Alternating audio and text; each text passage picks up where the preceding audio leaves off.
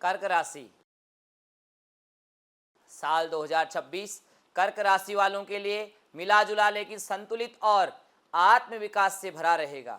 कर्क राशि के जातक भावुक, संवेदनशील और कल्पनाशील स्वभाव के होते हैं। आप देखभाल करने वाले और परिवार केंद्रित होते हैं और गहरे रिश्तों को निभाने में विश्वास रखते हैं। आपकी मुस्कान और गर्म व्यवहार लोगों को आपकी ओर आकर्षित करता है। इस साल आपको धैर्य, संवाद और समझदारी से काम लेना होगा ताकि जीवन के हर क्षेत्र में सफलता मिले।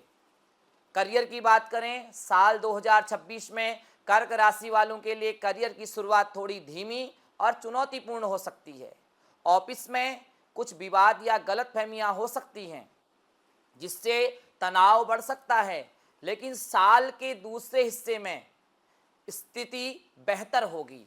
पदोन्नति, नई जिम्मेदारियां और वरिष्ठ सहयोगियों से समर्थन मिलने के अच्छे अवसर हैं।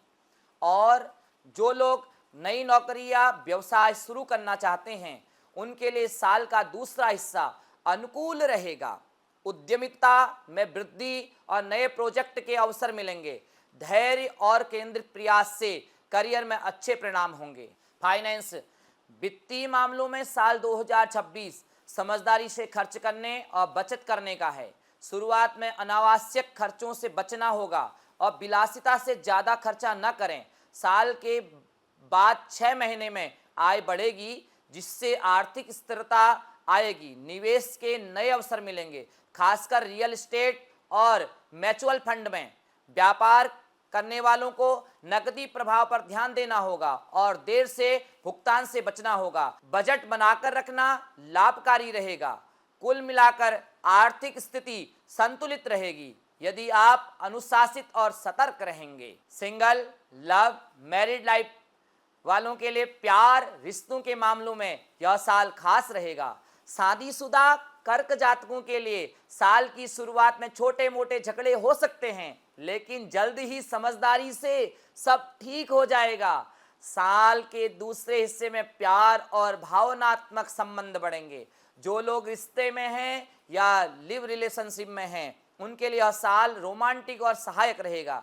नए रिश्ते बनने के योग हैं, खासकर जून के बाद गुरु के गोचर से अविवाहित लोगों को भी अच्छे प्रस्ताव मिल सकते हैं और कुछ की सगाई संभव है। समझदारी और धैर्य से व्यक्तिगत संबंध मजबूत होंगे। छात्र छात्राओं के लिए यह साल मिला जुला रहेगा। पढ़ाई में ध्यान बनाए रखना चुनौतीपूर्ण रह सकता है क्योंकि ध्यान भटक सकता है, लेकिन अनुशासन और नियमितता से सफलता मिलेगी। प्रतियोगी परीक्षाओं के लिए अतिरिक्त मेहनत करनी होगी। नए विषय में रुचि बढ़ेगी और अध्यापकों का सहयोग मिलेगा।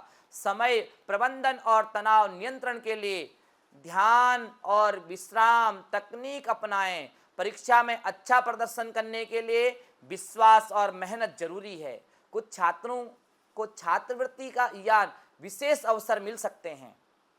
परिवार और स्वास्थ्य की बात करें, पारिवारिक जीवन में साल की शुरुआत थोड़ी अस्थिर रह सकती है, खासकर मां या महिला परिजनों से दूरी महसूस हो सकती है।